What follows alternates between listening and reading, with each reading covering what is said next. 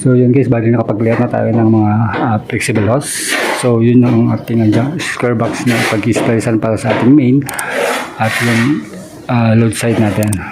So guys is junction box natin pag dito sa ating CO. Ganun din guys isa. Ayan, papunta doon. Ito naman yung CO natin. Tapos yung isang guys na hose papunta doon. CO pa rin natin. Tapos maglalatag tayo ng isang flexible hose doon papunta doon sa ating ilaw. Ayan, nandun po yung switch natin. So magkaroon po tayo dito ng dalawang ilaw. Ito.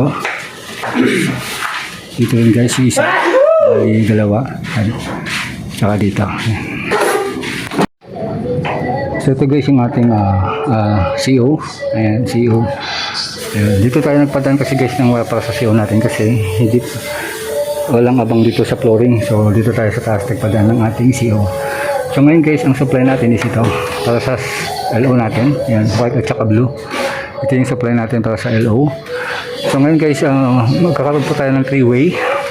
So ito yung supply papunta dun sa hagdanan. Tapos yung dalawang white guys ito yung papunta sa 3-way natin. Ayan. Yung trigger natin sa 1 at saka 0. Ayan. Tapos yung blue itong magkasamang dalawang blue, galon din guys. Ayan, ito yung magkasama. Para sa 3-way yan guys. Ayan, yung wiring. Tapos yung itong may tagging, ito yung papunta sa ating utility. Ayan, utility natin. Tapos itong dalawang blue, ito yung return natin. Ayan, papunta sa ilaw. So ayan guys, splice lang natin.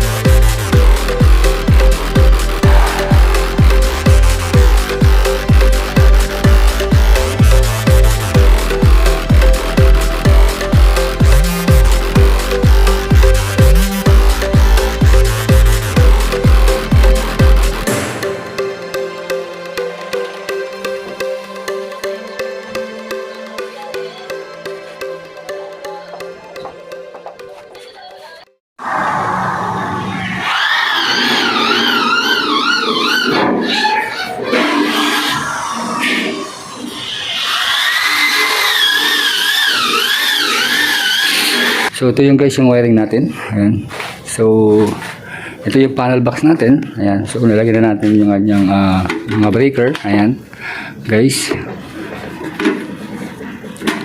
Tapos gumamit tayo ng square box para sa ating splicing. Tapos yung wire na guys is papunta doon is yun ang ating source. Papunta doon sa ating switch at saka mga outlet. So doon guys is nag-splice tayo. Splice tayo dito. May ilaw dun sa labas. Tapos yung flexible hose guys na papunta dito is yun naman ang trigger natin para dito sa switch natin dito guys. Ayan.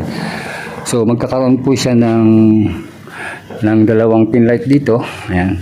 Ayan. Tsaka dun. So ang switch natin guys is dito. Ayan. Tapos dito naman guys may switch. Dalawang ilaw sabay dito. Isa doon tsaka isa dito. So dito naman guys, ganun din. Meron tayong switch dito. Ayan. Para dito naman guys, yan. Yung dalawang yan. Yan, yung nakababa. Ayan, dalawang ilaw yan sabay. Tapos dun guys, doon.